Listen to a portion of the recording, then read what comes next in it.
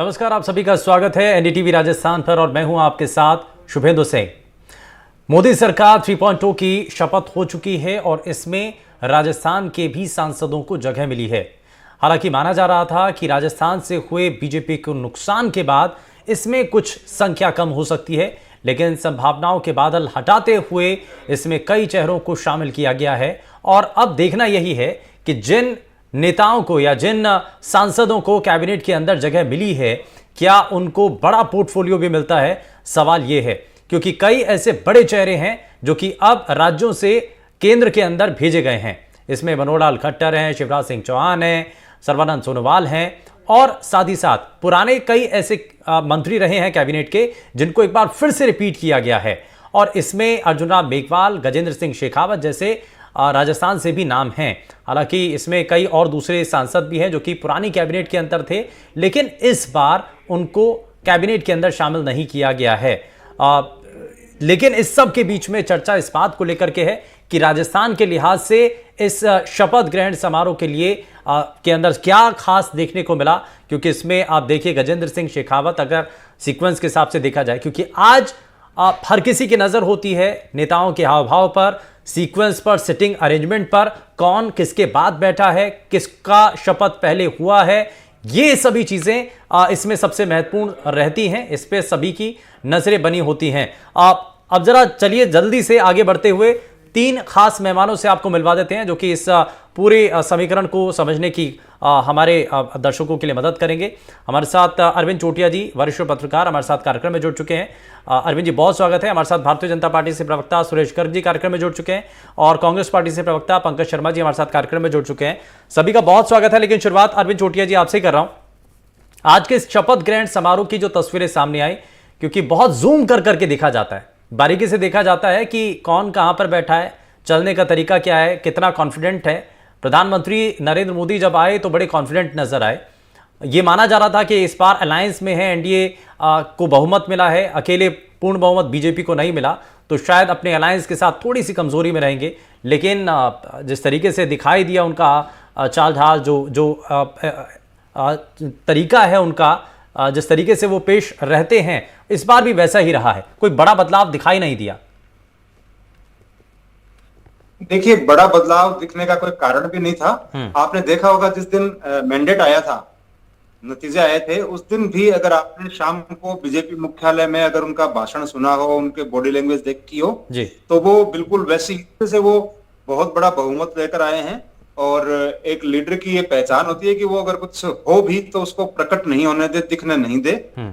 और बाकी हमने 3-4 दिन पहले आपके साथ ही चर्चा की थी और उसमें करीब करीब हमने जो नाम सोचे थे, जो नाम हमारे सामने आए थे, करीब करीब वही हैं। एक फर्क ये है कि एक महिमा कुमारी उसमें शामिल नहीं है और एक अर्जुन राम मेघवाल को प्रमोशन नहीं मिला है, वो राज्य मंत्री स्वतंत्र प्रभार के ही फिर से बनाए गए हैं। बाकी वही मंत्री सारे के सारे कैबिनेट के अंदर या मंत्रिमंडल के अंदर आए हैं। अब जहां तक बात बॉडी लैंग्वेज की है, तो करीब करीब सभी को आपने कॉन्फिडेंट देखा होगा। किसी के भी कॉन्फिडेंस में कोई विचलन मुझे कम से कम कहीं भी दिखाई नहीं दिया। और जो वरीयता क्रम है उसमें ये जरूर है कि भूपेंद्र यादव हैं, वो गजेंद्र सिंह शेखावत से पहले हैं। तो उनको तो अर्जुन राम मेघवाल का हम ये माने कि पहले के मुकाबले जो तरजीह या तवज्जो जो उनको था वो शायद थोड़ा सा कम कर दिया। इनको अर्जुन राम मेघवाल नहीं, तवज्जो कम नहीं है, वो सेम पोजीशन पे हैं। मतलब उनको न तो प्रमोशन मिला है और न ही कोई डिमोशन हुआ है, वो उसी पोर्टफोलियो पे हैं। बहुत सारे मंत्री ऐसे हैं जो पहले प्रधानमंत्री के साथ अक्सर वो बहुत ज्यादा फ्रीक्वेंट नजर आते थे। जब कभी भी मीटिंग होती थी उसमें अर्जुन राम मेघवाल ज्यादा नजर आते थे बनस्पत शेखावत के। तो ये थोड़ा सा अब कुछ चेंजेस इसमें नजर आएंगे क्या? मतलब हो सकता है कोई विचलन दिखे, मैं इसको नोटिस नहीं कर पाया कि इसमें कोई प्रकार का विचलन है। अर्जुन राम मेघवाल को मैं बहुत शुरू से जानता हूं। जब अर्जुन राम मेघवाल उद्योग विभाग के अंदर एग्जीक्यूटिव डायरेक्टर हुआ करते थे और रामलीला मैदान है जयपुर का, वहां पर मेले लगाया करते थे। ये जो हाट बाजार नहीं होती तो मेले लगते हैं आजकल, ये कार्निवल टाइप के, ये सरकारी कार्निवल लगाया करते थे। और उसके बाद में वहां से प्रमोट होकर कलेक्टर बने थे चूरू के। वहीं पे 2008 के विधानसभा चुनाव में चुनाव आयोग ने इनको कलेक्टर के पद से हटा दिया था, और 2009 में फिर इन्होंने बीजेपी के टिकट पे पहली बार चुनाव लड़ा बीकानेर से, और उसके बाद में अभी तक इन्होंने कभी पीछे मुड़कर देखा नहीं है। हाँ। लगातार तीसरी बार आप देख रहे हैं कि जब से मोदी सरकार आई है तब से लगातार मंत्रिमंडल में जगह लेकिन बना रहे अब हैं, और उम्मीद बड़ी होगी, आगे से आगे अब उम्मीदें बड़ी हो जाएंगी बीकानेर के लोगों के लिए, बल्कि राजस्थान के लोगों के लिए, कि भाई अपने राज्य के लिए, अपने इलाके के लिए कोई बड़ी परियोजना वो लेकर के आए। देखिए, ये उम्मीद तो सभी से रहेगी। हाँ। जो जिसको भी अच्छा मंत्रालय मिलता है तो उससे उम्मीद की जानी चाहिए, की जाती है, उससे मांग भी होनी चाहिए, उसके ऊपर दबाव भी होना चाहिए, क्योंकि ऐसे अवसर बहुत कम आते हैं हमारे राजस्थान के लिए जब हमें बहुत अच्छे मंत्रालय मिले। जैसे गजेंद्र सिंह शेखावत जी को पिछली बार उनके पास में जल शक्ति मंत्रालय था, और हमारा राजस्थान जो है स्पेशली पानी की समस्या से जूझता रहता है। तो अंत में जो कार्यकाल के अंतिम दिनों में ईआरसीपी और ये जो यमुना जल वाले चीजें हैं, इनके समझौते हुए हैं, ये कितने जमीन पर आते हैं ये देखने वाली बात होगी। लेकिन जो भी मंत्री केंद्र में बनता है किसी राज्य से, तो उससे उम्मीद होनी चाहिए। अगर उससे भी उम्मीद नहीं करेंगे तो फिर बिल्कुल कब कोई काम होगा। हाँ, ठीक है, इसमें मैं जरा जोड़ लेता हूँ। हमारे साथ लगातार बीजेपी और कांग्रेस पार्टी से प्रवक्ता भी हमारे साथ लगातार बने हुए हैं। कांग्रेस पार्टी के प्रवक्ता भी हैं। पंकज शर्मा जी, आपको क्या उम्मीदें हैं? क्योंकि इससे पहले भी जिन नेताओं को बड़ी जिम्मेदारी मिली है, चाहे अर्जुन राम मेघवाल हो, गजेंद्र सिंह शेखावत हो, अब तो भूपेंद्र यादव भी हैं, पहले भी थे, लेकिन ये जो फेरिस्त है, उम्मीदें हैं कि इस बार, क्योंकि पहले तो आरोप लगाते रहते ना आप कि भाई राजस्थान के हक की बात संसद के अंदर उठाई नहीं जाती है, इस बार ये उम्मीदें हैं? आपको लगता है कि राजस्थान के लिहाज से इस बार क्या बड़ा होना चाहिए? देखिए शुभेंदु जी, सबसे बड़ा सवाल ये है कि पहले भी जब लगातार 25 के 25 सांसद 2 बार से राजस्थान की जनता ने बीजेपी को दिए, केंद्र की सरकार में उन लोगों का रोल रहा, लेकिन आप लोगों ने देखा उसी का रिजल्ट है कि जब वहां के सांसद, राजस्थान के सांसद जीत कर गए और जीत कर भी उन्होंने राजस्थान की जनता की आवाज नहीं उठाई, तो उसी का आज रिजल्ट है कि बहुत सारे सांसद यहाँ से हारे भी।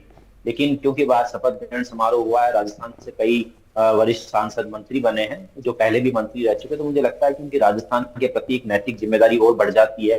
और नैतिक जिम्मेदारी बढ़ने के बाद मुझे लगता है कि राजस्थान को और राज्यों के कंपैरिजन में ज्यादा प्रभुत्व मिलेगा, ज्यादा परियोजनाएं मिलेगी, ज्यादा लाभ मिलेगा। और मुझे लगता है कि ये देना भी चाहिए राजस्थान को, क्योंकि राजस्थान की बात कल आपने देखा होगा, मुख्यमंत्री जी ने भी, तो पूर्व मुख्यमंत्री अशोक गहलोत जी, उन्होंने भी ये बात कही कि जब अगर विशेष दर्जे की बात हो तो राजस्थान को भी विशेष दर्जा मिलना चाहिए। और मुझे लगता है कि जो राजस्थान के मंत्री चयनित हुए हैं, आज जिन्होंने शपथ ली है, उनको भी मिलकर राजस्थान के हक में ये आवाज बुलंद करनी चाहिए। भले वो पानी के समझौतों की बात हो, ईआरसीपी की बात हो, यमुना समझौते की बात हो, वो अलग बात है कि अभी तक भी जो इन्होंने एमओयू साइन किए थे वो एमओयू जनता के बीच में नहीं है। मुझे लगता है कहीं मुख्यमंत्री जी ने उनको पढ़ा है नहीं पढ़ा, लेकिन अब चूंकि समझौते कर लिए गए, बता दिया गया है जनता को कि कर लिए गए, उसी के का चुनाव में उपयोग भी किया गया। वो बात अलग है कि जनता ने सिरे से नकार दिया, क्योंकि पिछले 5 साल में हम लोगों ने देखा कि किस तरीके से गजेंद्र सिंह जी ने सिर्फ टीआरसीपी पे राजनीति की और राजस्थान की जनता को जो फायदा वो 5 साल पहले दिला सकते थे उन्होंने नहीं दिलवाया। मुझे लगता है कि अब अगर वो मंत्री बनते हैं, अब क्योंकि विभागों का बंटवारा भी होना बाकी है, लेकिन अगर उन्हें अच्छे विभाग मिलते हैं तो राजस्थान को जो भी फायदे मिल सकते हैं वो राजस्थान के मंत्रियों को दिलवाने चाहिए। और इस बार तो क्योंकि कोalition की गवर्नमेंट है, तो पहले जैसे पीएमओ से ज्यादातर मंत्रियों के मंत्रालय चलते थे, मुझे उम्मीद है अब की बार मंत्रालय पीएमओ से ना चल करके मंत्री खुद इस पे सेल्फ डिसीजन लेंगे और प्रमुखता के साथ राजस्थान के हकों की आवाज को बुलंद करने का काम करेंगे। शुभकामनाएं थोड़ी सी अलग हैं, ये आपकी शुभकामनाएं तंज भरे लहजे में है आपने, चलिए ठीक है, लेकिन लहजे में नहीं है। जनता के रूप में हमारा काम है कि हम जनता की आवाज को और बुलंद करें, और इस बार हमें जनता ने मैंडेट दिया है, बहुत सशक्त विपक्ष बनाया है, मजबूत विपक्ष बनाया है, हम जनता की आवाज को उठाने का काम ही कर रहे हैं। हम तो सिर्फ मांग कर रहे हैं, उनसे आग्रह कर रहे हैं कि वो लोग जनता, राजस्थान की जनता की आवाज को मुखर रूप से उठाए, उनकी जो वायदे हैं, जो विकास के मुद्दे हैं, राजस्थान में जो योजनाएं ला सकते हैं उनको लाने का काम करें। और आपके माध्यम से एक बड़ी बात, सभी राजस्थान के मंत्री जो यहाँ से मनोनीत हुए हैं, निर्वाचित हुए हैं, जिनको आज चुना गया है, जिन्होंने शपथ ली है, उन सबको एक बार फिर से कांग्रेस पार्टी के परिवार की तरफ से भी बहुत बहुत हार्दिक बधाई। चलिए, ये बड़ा अच्छा किया आपने, बधाई दी है। खैर, क्योंकि इसकी बड़ी ज़रूरत भी थी, क्योंकि इससे पहले तक ये भी कहा जा रहा था कि शायद कांग्रेस पार्टी से कोई जाएगा कि नहीं। हालांकि मल्लिकार्जुन खड़गे साहब पहुंचे थे कार्यक्रम में। सुरेश गर्ग जी, ज़रा जल्दी से इस पर एक रिएक्शन। वो कह रहे हैं कि साहब आपको पहले भी 2 बार से जिता करके भेज रही है राजस्थान की जनता, सांसद मंत्री भी बन गए, लेकिन राजस्थान का जो विकास होना चाहिए था उस पर ताला लगा रहा। उन्होंने तो बड़ा आरोप लगा दिया है, वो कह रहे हैं कि पीएमओ से चल रहा था सब कुछ। देखिए शुभेंद्र जी, सबसे पहले तो आप सभी को बधाई, 140 करोड़ जनता को बधाई कि आज नरेंद्र मोदी जी तीसरी बार प्रधानमंत्री बने हैं। ये इतिहास के अंदर दूसरी बार हो रहा है। और कांग्रेस के बाद में, एक नेहरू जी के बाद में अगर नरेंद्र मोदी जी प्रधानमंत्री बन रहे तो एक बहुत बड़ी गर्व की बात है। दूसरा, ये विकास की जहां तक बात करते हैं तो विकास के लिए तो मैं कह देता हूं कि 2014 से 2024 के बीच में राजस्थान में कितना फंड दिया और 2014 के पहले राजस्थान में कितना फंड किया, इसका मैं आपको एक एनालिसिस बताता हूँ। रेलवे के अंदर 2014 से पहले 2004 से 2014 के बीच में 905 करोड़ रुपए के लगभग दिए थे, जबकि इस बार 9,600 करोड़ रुपए रेलवे के अंदर दिए। इंफ्रास्ट्रक्चर, अगर आप रोड इंफ्रास्ट्रक्चर में देखोगे तो एक्सप्रेस हाईवे वगैरह न जाने कितना वो दिया। ये एग्रीकल्चर के अंदर पैसा दिया है, तो मतलब ये तो एक जल जीवन मिशन में 27,000 करोड़ रुपए राजस्थान को दिए। तो ये सब चीजें तो विकास में दिए, लेकिन कांग्रेस उस चीज को एक्सेप्ट नहीं करेगी। क्या विपक्ष की एक आदत होती है कि अच्छी चीज है उसकी भी बुराई करना। लेकिन मैं ये कह रहा हूं कि आज अगर राजस्थान के अगर 3 से 4 मंत्री बनते हैं तो ये गर्व की बात है।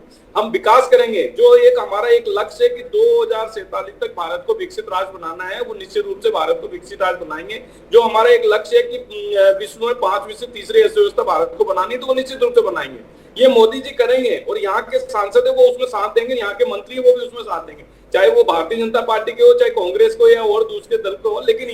लेकिन कांग्रेस को इस टाइम पे तो कम से कम एक गर्व महसूस करना चाहिए कि राजस्थान के जो सांसद है उनमें से 3 से 4 मंत्री बन रहे हैं। तो ये कह रहे हैं ना, गर्व की बात तो अलग है, लेकिन वो तो ये कह रहे हैं कि पहले भी तो चुन करके भेजा था, तब क्यों काम नहीं हुआ?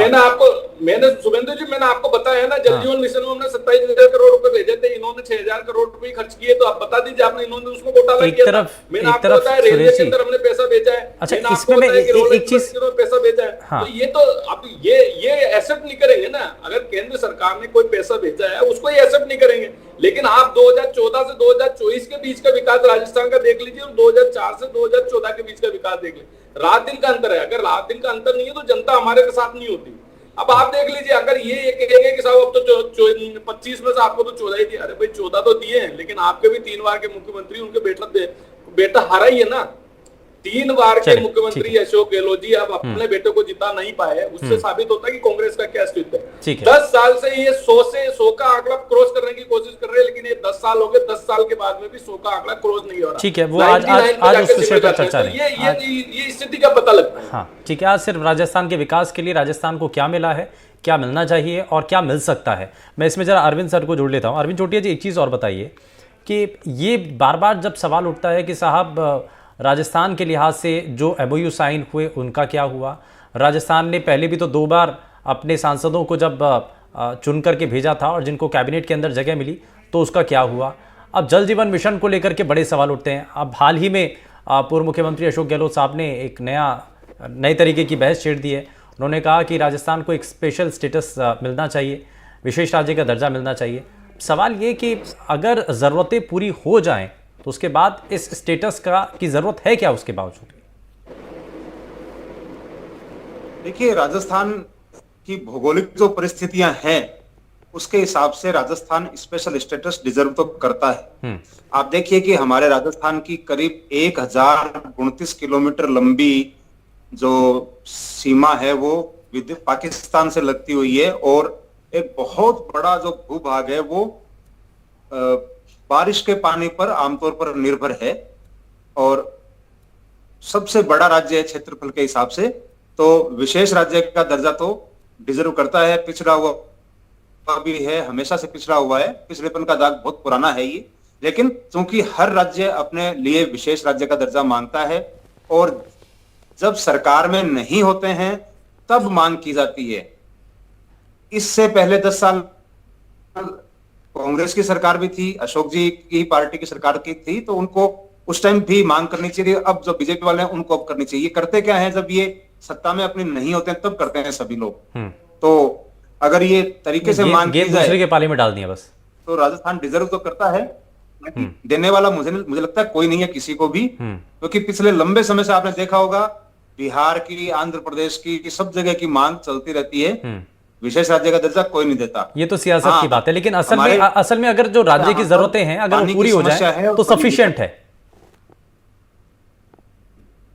हाँ, तो हमारे यहाँ पे सिंचाई के पानी की जरूरत है, हमारे यहाँ पे जमीन बहुत ज्यादा है, हाँ। लेकिन वो खाली पड़ी है, उस पे उसको अगर सिंचाई का पानी मिल जाए तो राजस्थान को कुछ भी नहीं चाहिए, ठीक इतनी है। जमीन हमारे अच्छा, पास है, एक हमारे एक किसानों नाम में को इतनी लेकर के ताकत और चर्चा है, वो इतना क्योंकि पैदा कर देंगे। मैं माफी के साथ रोक रहा हूं अरविंद जी आपको, लेकिन एक नाम को लेकर के बड़ी चर्चा थी। हम इससे पहले भी जब ये तय कर रहे थे, ये मान करके चल रहे थे कि कौन कौन नेताओं के नाम या सांसदों के नाम कैबिनेट के अंदर शामिल हो सकते हैं या तय किए जा सकते हैं, तो उसमें से एक नाम था वसुंधरा राजे के बेटे दुष्यंत सिंह का। आपको लगता है, क्योंकि बार बार ये ही कहा जा रहा था कि साहब देखिए वसुंधरा राजे को अभी तरजीह नहीं, तो हो सकता है कि 5 बार के सांसद, उनको इसलिए इस बार तो कम से कम मौका मिलना चाहिए, तो लगता है कि शायद अभी मौका नहीं तो शायद एक्सपेंशन में कुछ मिल जाए। देखिए 5 बार के सांसद हैं तो फिर उनको मौका एक्सपांशन में नहीं, अभी मिलना चाहिए था। लेकिन एक उड़ती खबर वसुंधरा राजे के खेमे से भी ये आती है कि वसुंधरा राजे भी चाहती नहीं है कि उनके बेटे को मंत्री बना दिया जाए, क्योंकि वो एक कॉन्स्टेंट होप में है कि कभी न कभी उनका नंबर राजस्थान में ही आएगा, तो अगर बेटा केंद्र में मंत्री होगा तो फिर हो सकता है माँ का नंबर नहीं आए। ये एक रूमर है कि वो खुद भी नहीं चाहती है कि दुष्यंत सिंह को केंद्र में मंत्री बनाया जाए, और संभवतः इसीलिए उनको मंत्री नहीं भी बनाया गया है। मंत्री तो वो पिछली बार भी डिजर्व करते थे, 4थी बार के सांसद थे, उसके पहले वो 3री बार के सांसद थे, और उस वक्त वसुंधरा राजे राजस्थान में मुख्यमंत्री थी। और एक जमाने में ये चलन था कि जो राज्य का मुख्यमंत्री होता है या बड़ा नेता होता है, उसके बेटे को बहुत इजीली केंद्र में मंत्री बना दिया जाता था। लेकिन उस वक्त जब वो 25 सांसदों को वहां पर लेके गई और वहां पे दबाव वगैरह बनाने की ऐसी बातें आई, तो उसके बाद से इनके रिश्ते और खराब हो गए। आपने देखा 2013 से लेकर 2018 तक का कार्यकाल था वसुंधरा राजे का, तो उस पूरे कार्यकाल में ये बात चलती रही कि वसुंधरा राजे को अभी हटाया जाएगा। एक कारण ये भी हो सकता है कि वसुंधरा राजे की जो तलखी रही है, या जो आलाकमान की जो थोड़ी सी इस मामले को लेकर के जो रुख रहा है, उसका जो खामियाजा है वो दुष्यंत सिंह को भुगतना पड़ रहा है, ये माना। इसको आप खामियाजा माने या एक पारिवारिक समझौता माने, क्योंकि जो बातें उधर से आ रही हैं उसका मतलब तो ये है कि वो खुद ही नहीं चाहते हैं, या वो वसुंधरा राजे ही नहीं चाहती हैं कि उनको मंत्री मंडल में शामिल किया जाए, क्योंकि जैसे ही उनको मंत्रिमंडल में जगह मिलती है वैसे ही फिर वसुंधरा राजे का राजस्थान में दावा खत्म थोड़ा सा हो जाता है। हाँ, इसकी उम्मीद है कि आज नहीं तो कल नहीं तो परसों ये राजस्थान उनको फिर से मिलेगा। उनके पूरे गुट जो है उनको पूरी उम्मीद है ये, और इसी उम्मीद में वो चल भी रहे हैं। ठीक है पंकज शर्मा जी, क्योंकि आपका जो सवाल था कि साहब अशोक गहलोत साहब ने जो स्पेशल स्टेटस की मांग की है, तो ये तो सियासी मुद्दा है, तो अगर मांग पूरी हो जाती है राजस्थान की तो फिर तो शायद जरूरत नहीं रहेगी ना।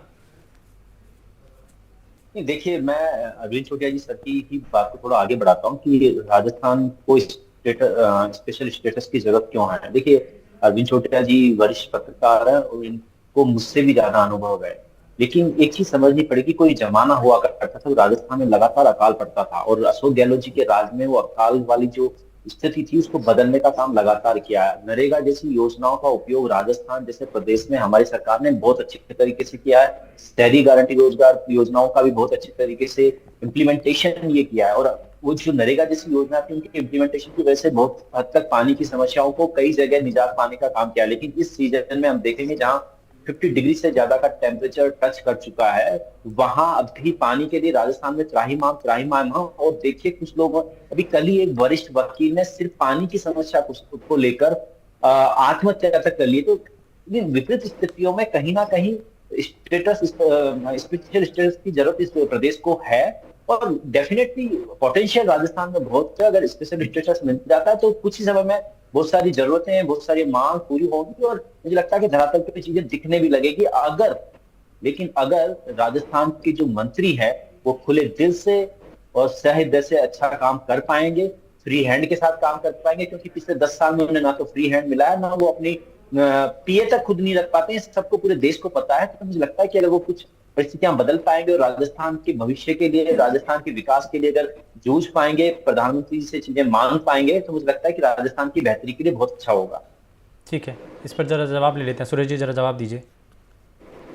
देखिए शुभेंद्र जी, राजस्थान भी एक भारत का एक अंग है और एक राज्य है, और कभी भी अगर पिछले 10 साल से नरेंद्र मोदी जी की केंद्र में सरकार है, कभी हमने राजस्थान को अलग से नहीं समझा। राजस्थान भी वही है, जिस तरह से हमने उत्तर प्रदेश को या हरियाणा को या महाराष्ट्र को दिया पैसा, उस तरह से राजस्थान को भी पैसा है। ये तो एक सोच की बात होती है कि राजस्थान को 27,000 करोड़ रुपए जल जीवन मिशन में दिए थे, ये बिल्कुल सत्य है कि 27,000 करोड़ रुपए दिए थे, लेकिन इन्होंने उसको खर्च नहीं कर पाए, उसको भ्रष्टाचार में लगा दिए। तो ये तो जो यहाँ की राज्य सरकार की जो जिम्मेदारी है वो उसको बयान करना चाहिए कि भाई केंद्र सरकार अगर पैसा देती है तो उसका उपयोग करे। आप देखिए जल जीवन मिशन में हमारा जो एक टारगेट है उसमें 13वें नंबर पे राजस्थान आता है। इसी तरीके से मैं ये कह रहा हूँ कि उज्ज्वला कनेक्शन के अंदर अगर राजस्थान का नंबर सबसे लेट आता है या बाद में आता है तो ये अपने सोचने की, क्योंकि अगर वहां से पूरा पैसा चल के आता है उसका उपयोग नहीं करते। बिजली के अंदर भी देख लीजिए कि जब वसुंधरा जी की सरकार थी तो 60,000 करोड़ रुपए का कर्जा था, 60,000 करोड़ का खर्चा जो राज्य सरकार ने बैन कर लिया था, और इन्होंने अब इनके आने के बाद में 90,000 करोड़ रुपए। नहीं, अब तो डबल इंजन की सरकार है, अब तो काम अच्छे से होना चाहिए ना, अब तो प्रभावी होना चाहिए। अच्छा से हो रहा है। पिछले 3 महीने देखो, 5 महीने भजन लाल जी को हुए, 5 महीने में से 2 महीने तो आचार संहिता में चले गए, 3 महीने के अंदर भजन लाल जी ने देखिए ईआरसीपी का एक बहुत बड़ा मुद्दा हुआ करता था, 5 साल तक ईआरसीपी को इन्होंने लटकाए भटकाए रखा था। भजन लाल जी की सरकार आते ही तुरंत हमने ईआरसीपी पे समझौता किया, और समझौता करने के बाद आप इसके अंदर एक सबसे बड़ी बात ये थी कि पहले ईआरसीपी के अंदर 60% केंद्र सरकार का, 40% राज्य सरकार का था। अब नए समझौते के तहत 90% केंद्र सरकार का है और राज्य सरकार का सिर्फ 10% है, यानी कि 45,000 करोड़ रुपए का जो ईआरसीपी का खर्चा है उसमें से राज्य सरकार का सिर्फ 4,500 करोड़ रुपए का है। आप देखिए उसके अंदर भी ईआरसीपी के जो एक योजना थी उसके अंदर भी इन्होंने घोटाला किया था कि जमीन बेचने का एक बहुत बड़ा घोटाला किया था। हमारी सरकार आने के बाद में उस घोटाले को रोका है। इन्होंने वो जो ईआरसीपी के लिए पैसा संसाधन उठाने कलेक्ट करने थे उसके लिए जमीन बेचने का, तो पंकज जी ये जो कहा जा रहा था, आप जो आरोप लगा रहे थे उसमें यही तो काउंटर है कि मैं यही कहना चाह रहा हूँ कि इन्होंने केवल 5 साल तक भ्रष्टाचार अत्याचार किए। आपने देखा होगा आज ही पेपर में आया एसआई भर्ती घोटाले के अंदर वो उन्होंने एक्सेप्ट किया कि हाँ हमने ये पूरा एसआई भर्ती घोटाले के पेपर लीक हुआ था। अब पंकज जी जरा इस पर जवाब दीजिए, पंकज जी एक बार जवाब दीजिए। ठीक है सुरेश जी, दिखता है। हाँ ठीक है पंकज जी जरा जवाब दीजिए, उसके बाद अरविंद जी आपके पास। सरकार आने के बाद में तुरंत हम हर चीज में एक्शन चल, ठीक है अधिकारियों को हमने सस्पेंड किया। यानी कि आप ये कहना चाह रहे हैं कि केंद्र से योजनाएं मिल रही हैं, लेकिन राज्य में आकर के उनका सही तरीके से बंटवारा नहीं होता है, सही तरीके से उनका इस्तेमाल नहीं होता है, कहीं और ही बंदरबाट हो जाती है, ये आरोप लगा रहे हैं। पंकज जी जवाब दीजिए। सुरेश जी ने बड़े आरोप लगाए।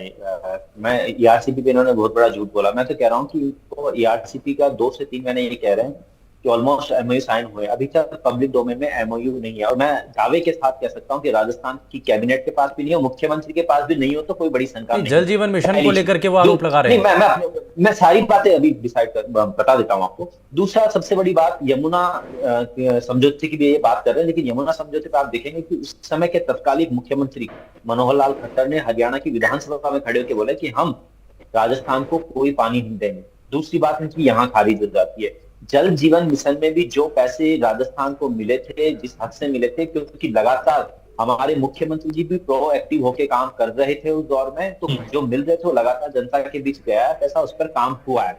चौथी बात जो ये लगातार अधिकारियों को टर्मिनेट और सस्पेंड करने की जरूरत आ गई। आपकी बड़ी प्रॉब्लम है, सुन लीजिए, ठीक है नहीं एक बार सुन लीजिए, ठीक है बताइए पंकज जी बताइए।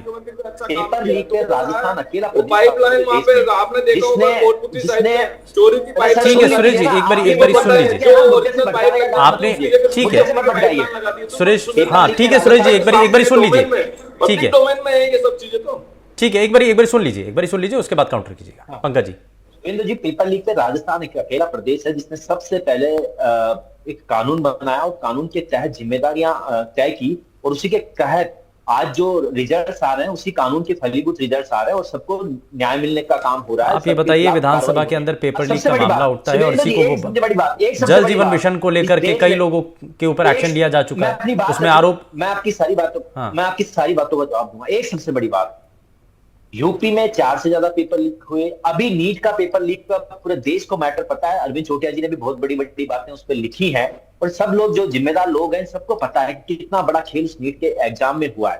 तो मुझे लगता है कि सुरेश गर्ग जी तो ऐसी बातें करे नहीं, क्योंकि खुद अमित शाह जी ये चीज एडमिट कर चुके हैं कि पूरे देश में पेपर लीक बड़ा मुद्दा है, पेपर लीक वाकई में बहुत बड़ी समस्या है और उसको कलेक्टिव एफर्ट्स के साथ सुधारा जा सकता है। और राजस्थान की जो उस समय की सरकार थी, कांग्रेस सरकार जो हमारी थी, उसने सबसे पहला इस पे स्टेप लिया, कानून बनाया और उसी के तहत कार्रवाइयां हो रही है।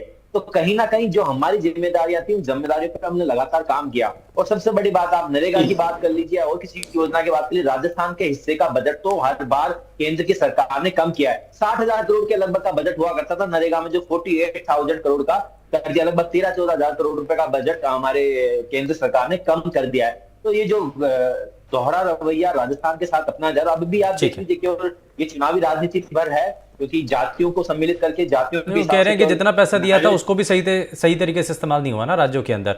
बात तो ये है। क्या मैं इसमें अरविंद जी को जोड़ लेता हूँ, ठीक है, मैंने आपको भी मौका दिया, आपने अपनी बात रखी है, अरविंद जी को जोड़ लेता हूँ। अरविंद जी, ये जो हम पोर्टफोलियो देख रहे हैं, हम जो कैबिनेट के अंदर तस्वीरें देख रहे हैं, पोर्टफोलियो होना तय होना भी बाकी है, लेकिन क्या आपको लगता है ये कास्ट इक्वेशन को ध्यान में रखते हुए बिल्कुल सटीक है?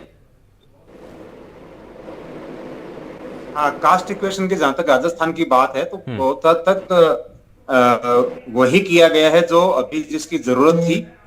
एक राजपूत है इसमें, एक जाट है जी, और इतने में मामला खत्म हो जाता है। हाँ।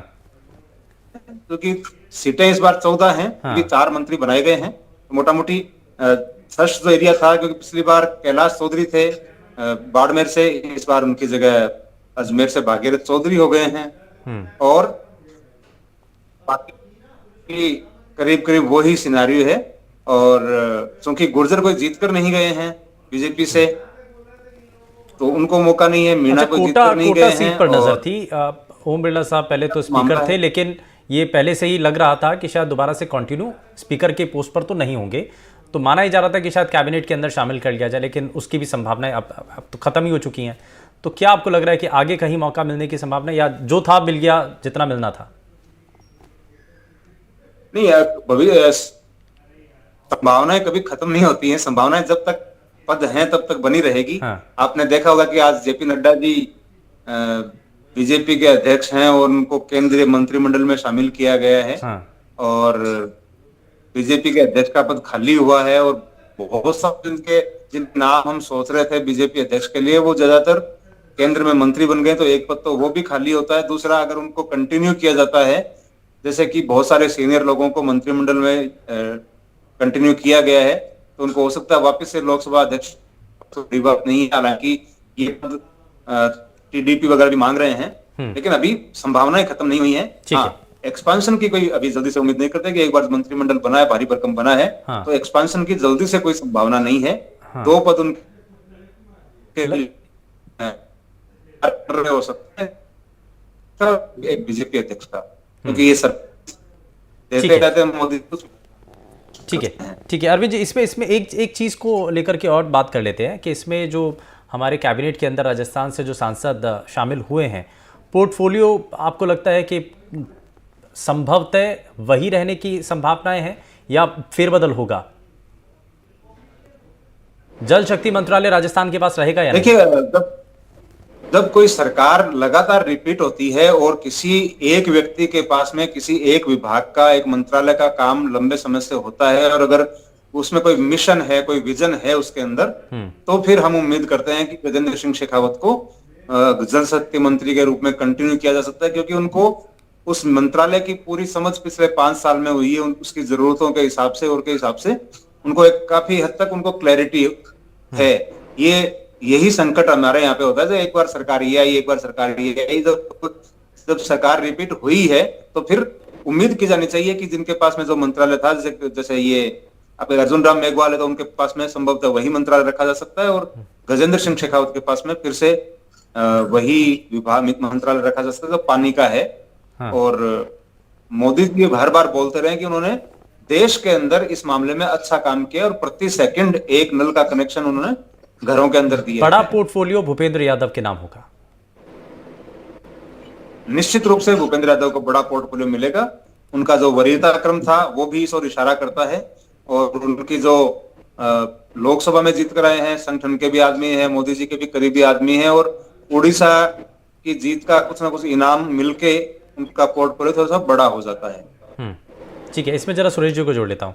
सुरेश जी, आपको क्या नजर आता है, क्योंकि हर किसी सांसद की या कैबिनेट के अंदर जब वो शामिल होते हैं तो उनका दायरा बड़ा होता है, तो भूपेंद्र यादव क्योंकि बड़े कद के नेता पहले भी थे और अब भी नज़र आ रहे हैं, और बड़ी जिम्मेदारी और बड़ी भूमिका राजस्थान के लिहाज से तो नज़र आ ही रही है।